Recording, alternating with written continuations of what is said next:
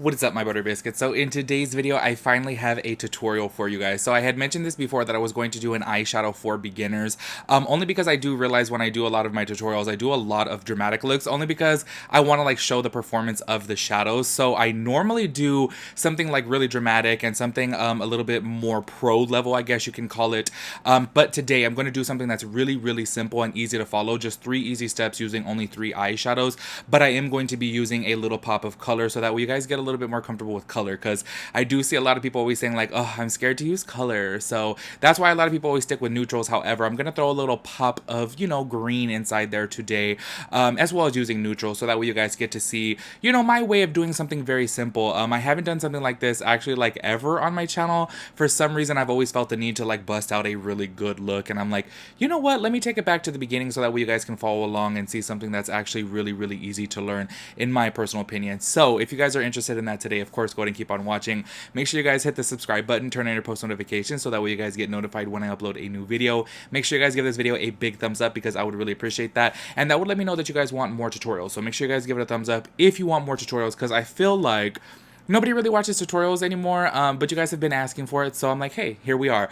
Anyways, you guys, let me shut up and let's go ahead and get into the tutorial. Alright, you guys, so to start this off, I'm going to be taking my P. Louise base in the shade 0.5, just with a big brush, and I'm just going to go ahead and, like, messily, I always say messily, I'm going to go ahead and put this on messy, only because it's just the base. I do have the rest of my makeup done, because I am going to go kind of soft with the shadow, just throw a little pop of color in there, so hopefully I can teach you guys how to do it very gentle without getting a lot of fallout. Alright, and before we jump into the shadow, I want to talk to you guys about eye shapes really fast, because it is important to know about your eye shape.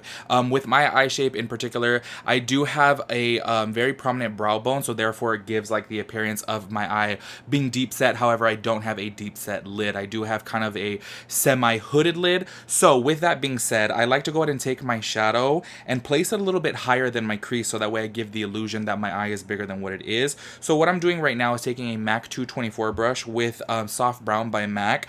This is just a typical warm tone brown, and I'm going to go ahead and start with this. Normally I like to pack color if I'm going for a more dramatic look. However, if I'm going for something a little bit more soft, I do like to start off soft. So I'm just going to take this in the crease, and then with a deeper shade, I will go in to deepen up the crease a little bit. And I'll tell you guys why later. That's personally important for me, especially with my eye shape. But for now, we're just going to go ahead and blend the crease shade.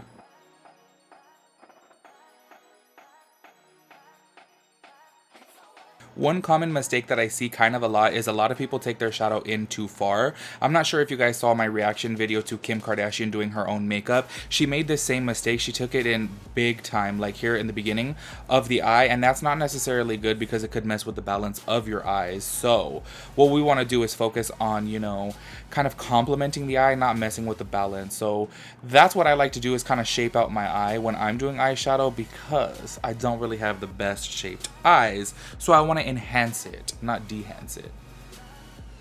Or unhance it. Is it dehance? Unhance? I don't know. But you guys get what I'm saying. And hopefully you guys can see from there, it's kind of shaping out my eye. Actually, when I don't even wear eyeshadow, I do like to throw bronzer in my crease, basically to contour the eye. It gives the illusion that my eye is a little bit bigger than what it is, just with a little bit of bronzer in the crease.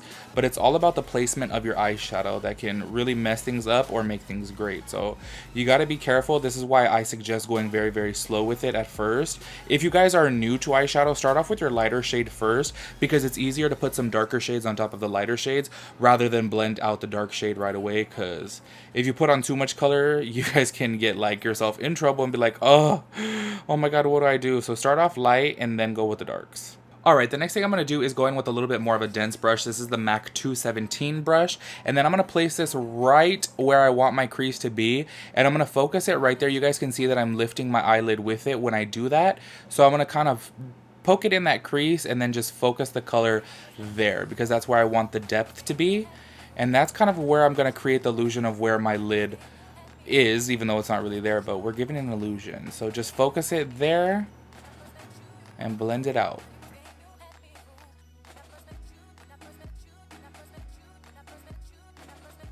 So I'm just building the color up in that crease right there, but I'm not taking it too high. And this is where I see a lot of people mess up.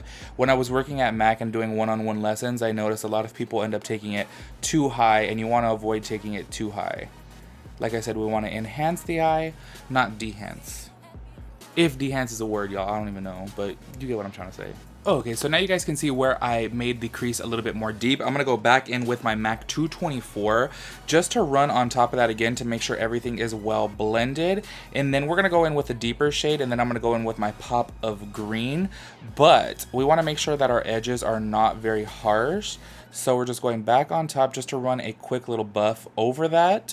And this is actually a very important step. If you guys feel like you messed up, what I really suggest doing is taking a little bit of your powder. If you guys have a powder form of foundation, it's really good to get it on your brush and just kind of lightly go over it, because that will blend the edges. So that's like a little trick right there of how to, you know, blend out easily. Or you could take a lighter shade of shadow, but for some reason I find that working with a powder form of foundation just makes everything look so smooth. Okay, now I'm going to go in with a smaller brush right here with the shade Cocoa Bear by Makeup Geek. So what I'm going to do with this, and be very careful when you're doing this, I'm going to go ahead and deepen up the outer corner. You guys you guys don't necessarily have to do this step. I personally like doing this because it does give your eye a little bit of a lift. So what I'm going to do is focus this right here on the outer corner and then blend it up and in. The reason why I say be careful with it is because you guys can accidentally take it out too far, and then you're going to mess with the balance of your eye. So placing it right here at the corner and then blending it up and in is a really nice way to, you know, give it a little bit of an eye lift.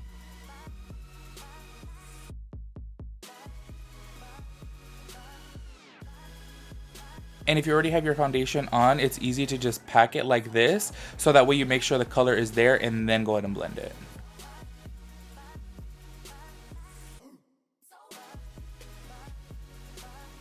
And then to make it easier for you guys, go ahead and go back in with your MAC 224 and just kind of buff the edges, so that way nothing's getting too harsh. I actually want it a little bit darker, so what I'm going to do is go in with a small tapered brush, and I'm going to pack that brush with the Makeup Geek Cocoa Bear, and then I'm going to pack it and then blend it.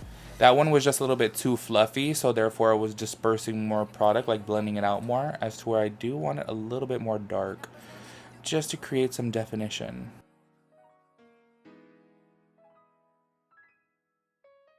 Alright, so now we have the outer corner and the crease all done. You guys can totally stop there and put on a nude color on the lid. That would actually look really pretty. However, I've been dying to use this palette on camera. Thank you so much to Alicia for sending me it.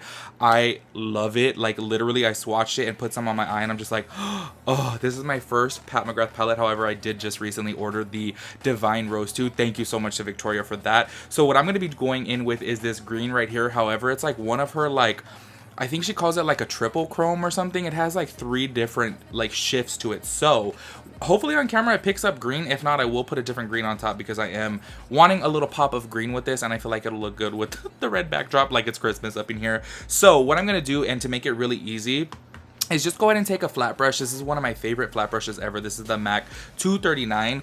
I'm gonna go ahead and wet this a little bit, and if you guys already have your foundation and all that stuff done, I highly recommend wetting your brush a little bit, so that way you guys don't get fallout. So now that I have it a little wet, I'm gonna go ahead and put it on my brush. This shade is just, oh my gosh, it is so pretty. So I'm gonna go ahead and just start by slowly packing. Oh my god, you guys can't even see on camera. You guys can't even see on camera. This is what I'm talking about. Pat McGrath quality, honestly, like, I need to just stop being cheap, because the quality is out of this world. Like, literally barely wet the brush, tapped it on, and this is just, oh my gosh, so gorgeous. It sucks that you guys can't see on camera just how reflective and shimmery this is, because oh my gosh. So anyways, another little pro tip for you guys: when you're putting on shimmer, I like to slowly just press it in. Don't be in a rush with it, because if you shake it back and forth, like blend it on the eye, you will get fallout. So I slowly pack it on so that way it stays in place.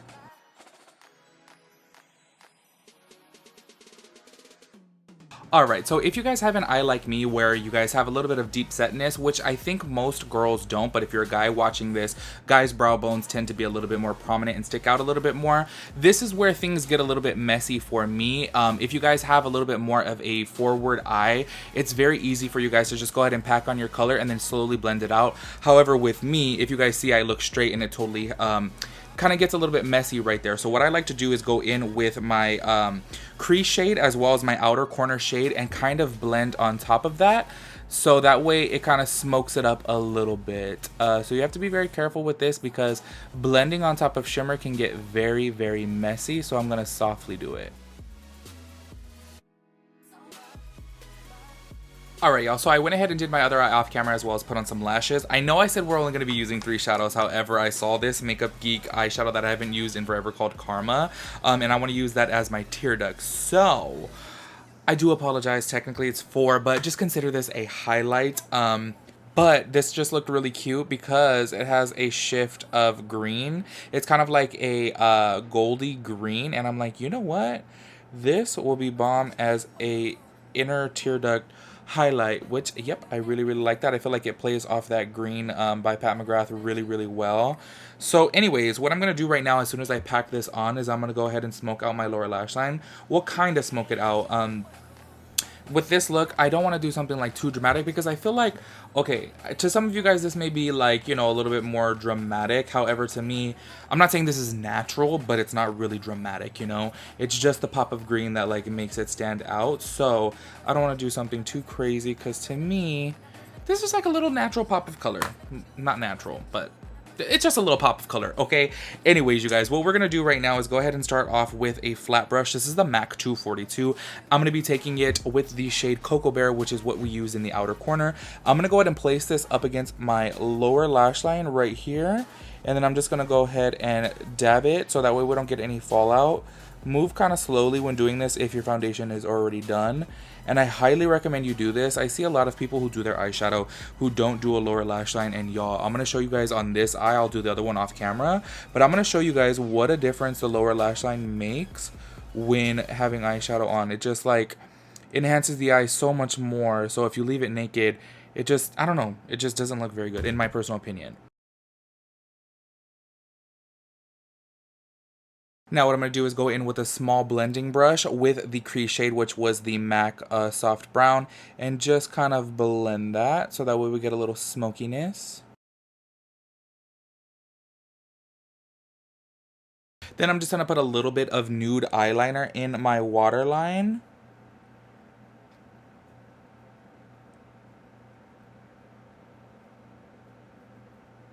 So as you guys can see right there, having a little bit of shadow on the lower lash line just kind of makes the eye look a little bit bigger. You see this one right here just looks a little naked. So I'm going to go ahead and finish this one off of camera and I'll be right back. Alright y'all, so this is the final look right here. I went ahead and threw on Day Slayer Liquid Lipstick by Huda Beauty.